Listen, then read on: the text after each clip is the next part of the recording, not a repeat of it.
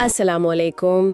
आज हम लोग बात करने वाले हैं कुरान के 7वें पारे के कुछ खास हिस्सों पर, और इसके लिए हम देख रहे हैं यूट्यूब चैनल ट्रू इस्लाम के एक वीडियो की ट्रांसक्रिप्ट को, जिसका उन्वान है कुरान पारा 7 सिर्फ उर्दू अनुवाद टेक्स्ट के साथ। HD फतेह मोहम्मद जालंधरी। जी, तो हमारा मकसद रहेगा कि इस गहरे और कह सकते हैं काफ़ी तफसील वाले पार्ट से जो सबसे ज़रूरी बातें हैं, जो सबक हैं, उनको निकालें और आसान लफ्ज़ों में समझें। हाँ बिल्कुल, मतलब सिर्फ पढ़ना नहीं बल्कि कोशिश करेंगे कि थोड़ा रुकें, सोचें कि अच्छा ये बात यहाँ क्यों कही गई है, इसका मतलब क्या है, एक तरह से समझ बनाने की कोशिश। सही, तो शुरू करते हैं। इसमें कई पहलू हैं, जिंदगी गुजारने के तरीके हैं, ईमान की बातें हैं, अल्लाह की पहचान है। हाँ, और सब जुड़ा हुआ लगता है, जैसे रोजमर्रा की चीजों के जो हुक्म हैं वो भी कहीं ना कहीं अल्लाह पर यकीन से जुड़े हैं। बिल्कुल, जैसे वो हलाल और हराम वाली बात है, साफ कहा गया है मोमिनों से, यानी जो ईमान लाए हैं, कि भाई जो पाकीज़ा चीज़ें अल्लाह ने हलाल की हैं उन्हें खुद पर हराम मत करो, और ये भी कि हद से आगे न बढ़ो। ये हद से आगे ना बढ़ना, ये बड़ा अहम लगता है। बहुत अहम है। और ये सिर्फ खाने पीने तक नहीं है, मतलब जिंदगी के हर मामले में एक बैलेंस, एक एतदाल कायम रखना। जो अल्लाह ने दिया, जो पाक है, जायज़ है, उसे इस्तेमाल करो, लेकिन उसमें ज्यादती ना हो या बिना वजह की पाबंदी ना लगाओ। और साथ में ये याद रखो कि अल्लाह से डरते रहो, मतलब तकवा रखो। सही। और यही जिम्मेदारी वाली बात कसमों के मामले में भी दिखती है, जैसे वो कहते हैं ना कि भाई बिना इरादे के यूं ही मुंह से निकल गई कसम, हाँ, बेइरादा कसम। तो उस पर अल्लाह की पकड़ नहीं। लेकिन अगर जानबूझकर पुख्ता इरादे से खाई है और फिर तोड़ दी, हाँ, तो फिर उसकी जवाबदेही है। और सिर्फ जवाबदेही नहीं बल्कि उसका कफ़ारा भी बताया गया है, मतलब उस गलती को सुधारने का एक तरीका। कफारा मतलब वो चीज जो कसम तोड़ने के बदले करनी होती है। जी, जैसे 10 जरूरतमंद लोगों को वैसा खाना खिलाना जैसा अपने घर वालों को खिलाते हैं, या उन्हें कपड़े देना, या एक गुलाम आजाद करना। अच्छा, और अगर ये सब मुमकिन ना हो तो फिर 3 दिन के रोजे। तो इसमें गहरा पैगाम है, हमारे लफ्जों की कीमत है। अगर कोई अहद करे, कोई कसम खाए तो उसे निभाएं, और अगर टूट जाए तो उसकी तलाफी करे। हाँ, ये जिंदगी में एक डिसिप्लिन, एक अनुशासन लाता है और अपनी बात का वजन समझने की तालीम देता है। बिल्कुल। और दूसरी तरफ कुछ चीजें ऐसी हैं जिनसे सख्ती से मना किया गया है। हाँ, जैसे शराब, जुआ और वो बुत जिनकी पूजा होती है, और पान से मतलब वो तीर जिनसे किस्मत का हाल देखते थे। जी हाँ, वो किस्मत आजमाने वाले तीर। इन सब को नापाक और शैतानी काम कहा गया है, और हुक्म है कि इनसे बचो ताकि कामयाबी मिले। और शैतान का मकसद भी बताया है कि वो इनके जरिए क्या चाहता है। हाँ, कि वो चाहता है कि आपस में दुश्मनी हो, रंजिश हो, और इंसान अल्लाह की याद से, नमाज से, मतलब इन जरूरी चीजों से गाफिल हो जाए। और फिर वो सवाल, क्या तुम लोग बाज आओगे? ये सीधा सवाल है, सोचने पर मजबूर करता है कि इन चीजों के नुकसान जानने के बाद भी क्या हम इनसे बचेंगे? बिल्कुल, ये सिर्फ निजी गुनाह नहीं, इनके बुरे असर समाज पर भी पड़ते हैं। फिर हज या उम्रा के दौरान जो एहराम की हालत होती है, जी उसके भी खास नियम है। शिकार के बारे में, जी, एहराम मतलब वो खास लिबास और वो खास हालत जिसमें कुछ पाबंदियां होती हैं। हाँ, उसमें शिकार के नियम है। और ये बात दिलचस्प लगे कि अल्लाह थोड़ी मात्रा में शिकार के जरिए आजमाएगा, जिसे हाथ से या नेज़े से पकड़ सकें, ये देखने के लिए कि कौन बिना देखे भी उससे डरता है। हाँ, ये एक इम्तिहान है, ईमान का इम्तिहान।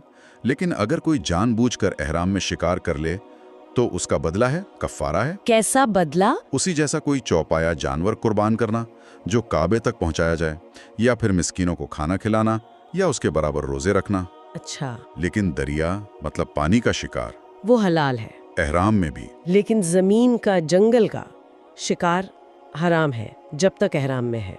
ये खास हालात में अल्लाह के हुक्म मानने की ट्रेनिंग है एक तरह से। सही।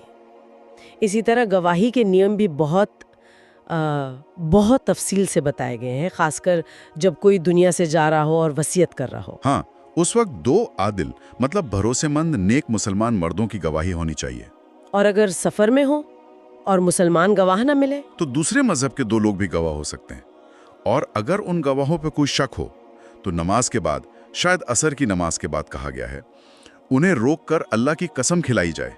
किस बात की कसम? कि वो गवाही का कोई मुआवजा नहीं लेंगे, चाहे रिश्तेदारी क्यों ना हो, और अल्लाह की गवाही को छुपाएंगे नहीं।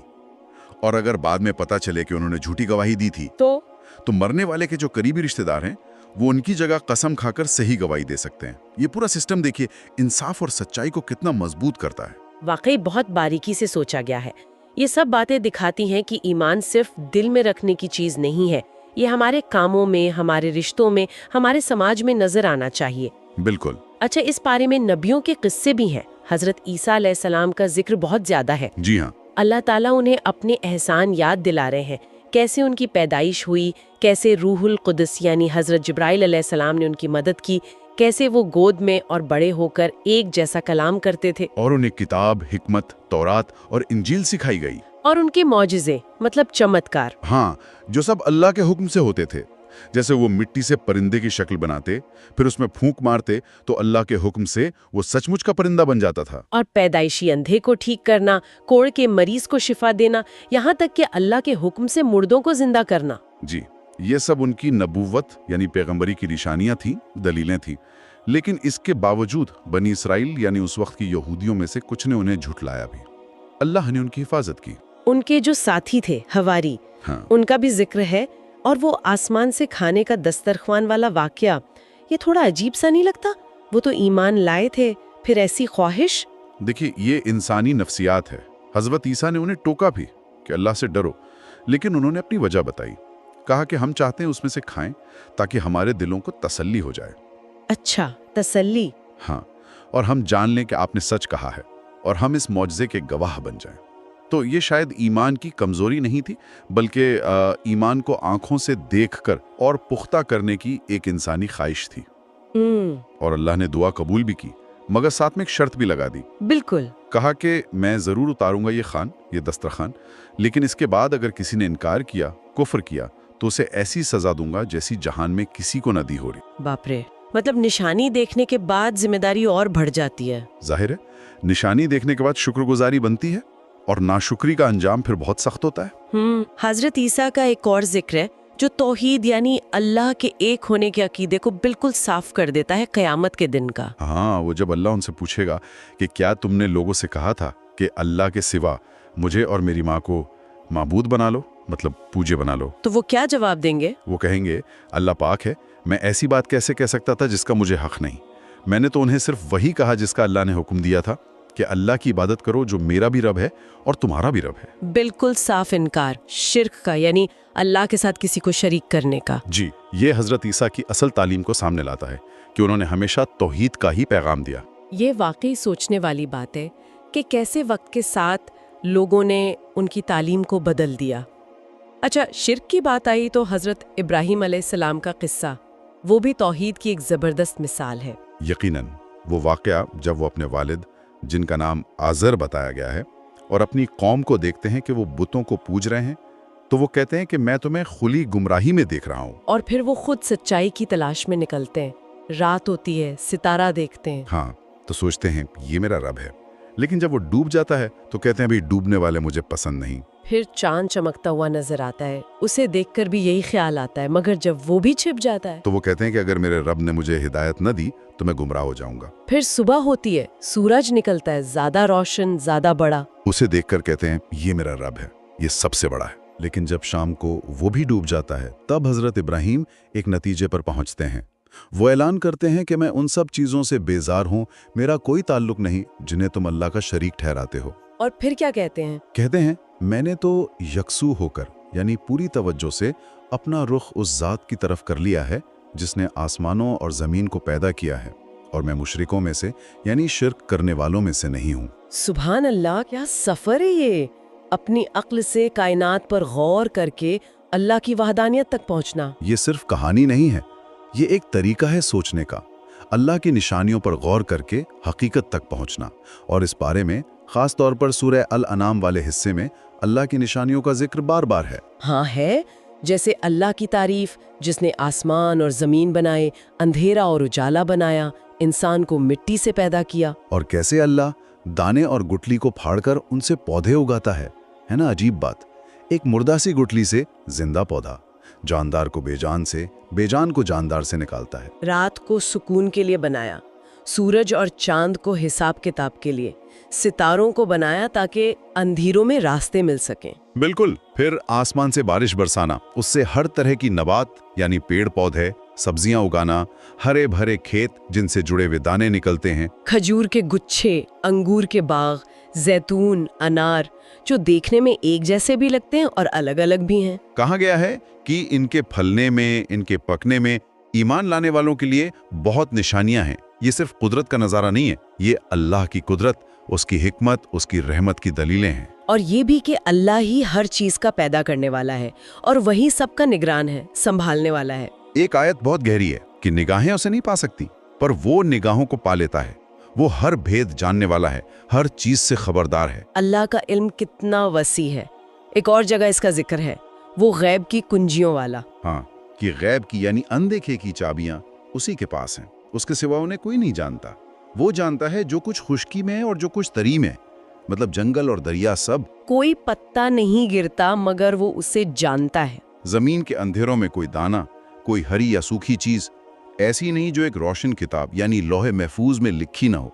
अल्लाह अकबर, ये सोचकर ही इंसान का सर झुक जाता है।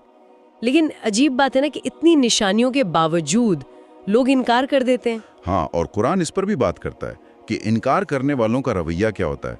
जब भी कोई निशानी आती है वो मुंह फेर लेते हैं, फिर उन्हें पिछली कौमों की याद दिलाई जाती है। हाँ, कि तुमसे पहले कितनी उम्मतें थीं जिन्हें जमीन में बड़ी ताकत दी थी, मगर उनके गुनाहों की वजह से हलाक कर दी गई। और पैगंबरों का मजाक उड़ाया जाता रहा है, लेकिन आखिर में अंजाम उन्हीं का बुरा हुआ जिन्होंने मजाक उड़ाया। उनको अक्ल दी है, चुनने की आजादी दी है।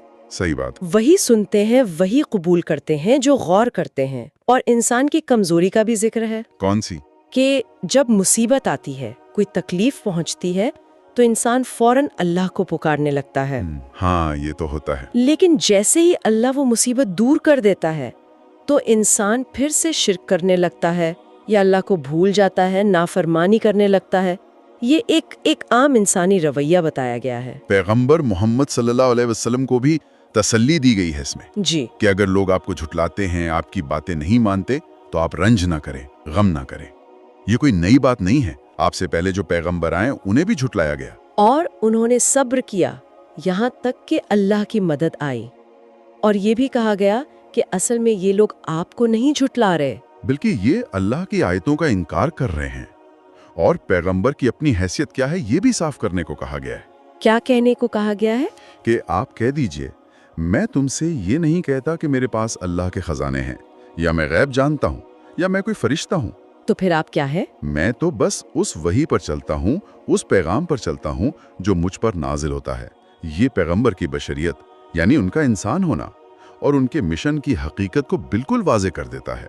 और साथ ही उन्हें ये हुक्म भी है कि वो गरीब लोग जो सुबह शाम अल्लाह को पुकारते हैं, उसकी रजा चाहते हैं। हाँ, उन्हें अपने से दूर ना करें, चाहे वो दुनियावी लिहाज से कमजोरी क्यों ना हो, बल्कि जब वो आपके पास आएं तो उन्हें सलाम अलैकुम कहें और अल्लाह की रहमत का जिक्र करें।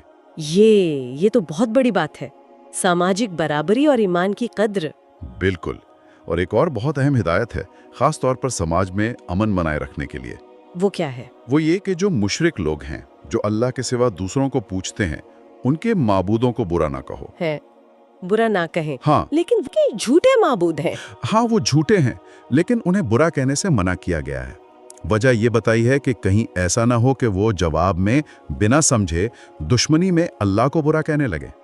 अच्छा, मतलब दावत देते वक्त भी हिकमत से काम लेना है। बिल्कुल।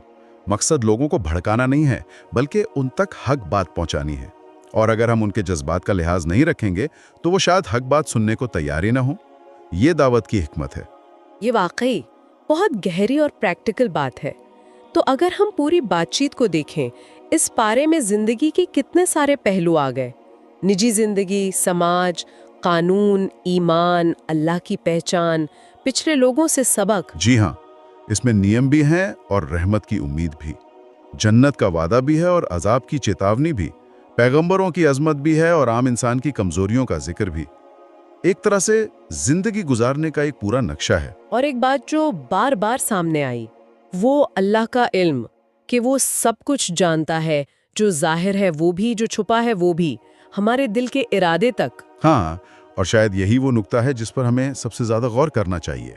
ये यकीन, ये एहसास कि एक सबसे बड़ी ताकत है जो हमारे हर काम को, हर सोच को, हर नियत को जानती है। तो इस एहसास का हमारी जिंदगी पर क्या असर होना चाहिए? जब हम अकेले हों तब भी, जब लोगों के बीच हों तब भी, हमारे फैसलों में, हमारे बर्ताव में। ये जानना कि कोई है जो देख रहा है, सुन रहा है, हिसाब रखेगा, ये हमें कितना बदल सकता है। वाकई सोचने वाली बात है। इस एहसास के साथ जीना शायद यही तकवा है। बहुत शुक्रिया आपका इस गहरी बातचीत के लिए। जी शुक्रिया। उम्मीद है सुनने वालों को भी कुछ सोचने का मौका मिला होगा। इंशाल्लाह। तो अगले सत्र तक के लिए अल्लाह हाफिज। अल्लाह हाफिज।